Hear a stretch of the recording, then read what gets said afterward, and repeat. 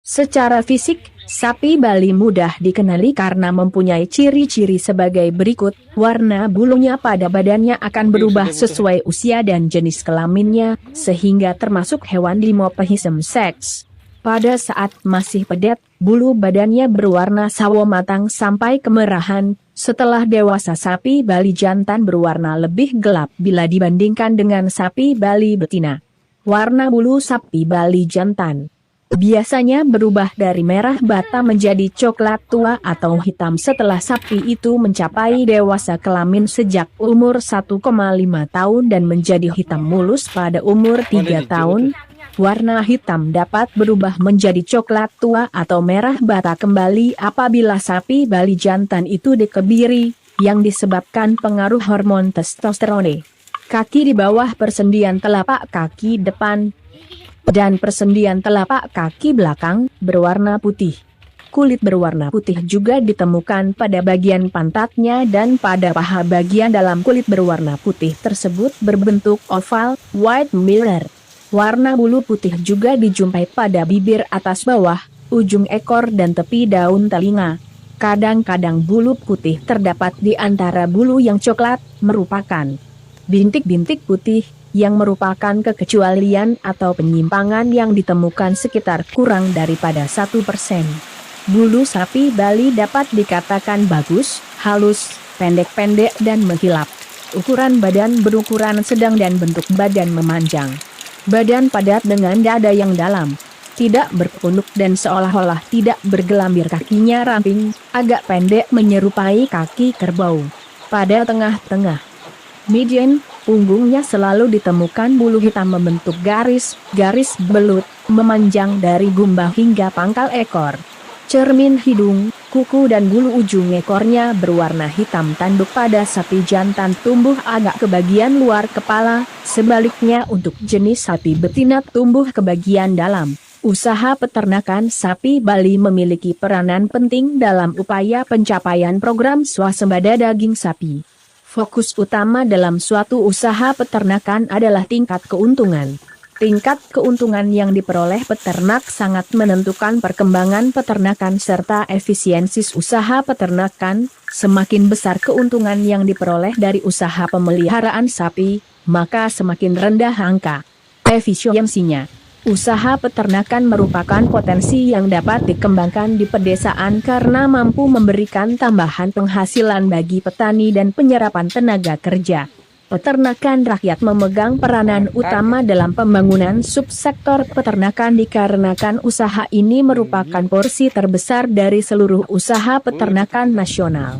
Tentang pelestarian sapi Bali, di mana sapi dari luar Bali, termasuk juga sapi Bali, dilarang dimasukkan dan dipelihara di Bali. Dengan demikian sapi Bali yang ada di Bali sampai saat ini masih terjaga kemurnian genetiknya. Keunggulan-keunggulan tersebut membuat sapi Bali dilestarikan secara genetis maupun populasinya. Bali merupakan satu-satunya wilayah yang mempunyai genetik murni sapi Bali sebab hewan ternak ini tidak dikawin silangkan dengan sapi ras atau bangsa lain. Cara pemeliharaannya pun khusus, beberapa caranya yakni dibedakan antara yang dikandangkan terus-menerus, yang digembalakan pada areal tertentu, atau cara pemeliharaan dengan kombinasi kedua cara pemeliharaan tersebut. Menentukan umur ternak, nah ini dia faktor yang seringkali peternak atau pengusaha terkecoh. Peternak atau pengusaha biasanya lebih fokus terhadap performa ternak, besar, bagus, dan sehat, tetapi melupakan umur ternak yang akan dijadikan bakalan. Seringkali yang dipilih adalah umur tua atau lebih dari 3 tahunan. Alhasil, PBB harian tak seberapa, biaya pakan membengkak, dan keuntungan mengempis. Perlu diketahui sapi dengan umur di atas 2,5 tahun memiliki pertumbuhan bobot badan yang lambat dibandingkan umur di bawahnya. Pembentukan sintesis daging minimal, sementara pembentukan lemak subkutan maksimal. Secara ekonomis, memelihara sapi umur tua sudah jelas merugi. Sebenarnya, berapa ya umur sapi yang ideal sebagai bakalan? Yang ideal untuk bakalan adalah pada umur 1,5 sampai dengan 2,5 tahun. Pada umur tersebut pembentukan sintesis daging sedang bagus-bagusnya, efisiensi saluran cerna juga optimal, sehingga pakan yang diberikan diserap secara optimal untuk pertumbuhan. Alhasil, PBB optimal, biaya pakan minimal, sementara keuntungan maksimal.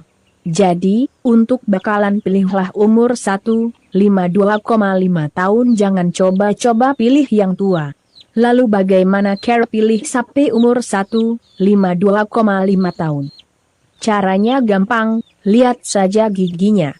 Pilihlah sapi dengan pul 1 seperti gambar. Peternak tradisional mengarit rumput secara manual dengan tangan dan alat potong seadanya seperti arit atau sabit. Pada pagi hari, para peternak dan petani yang membangun perkandangan sapi secara tradisional akan keluar rumah menuju perkebunan di lingkungan sekitarnya untuk mengarit rumput-rumput liar dan membawanya pulang untuk dijadikan sebagai pakan ternak. Para peternak biasanya akan ngarit rumput pakan sapi liar di lapangan, pematang sawah, pinggir kali, atau semak-semak belukar yang ada di lingkungan sekitar. Namun, ada juga peternak yang sengaja menanam bibit rumput unggul untuk pakan sapi yang akan dipanen dalam jangka waktu 1-2 bulan. Jenis-jenis rumput seperti ini memiliki kualitas yang lebih baik dibandingkan dengan rumput-rumput liar.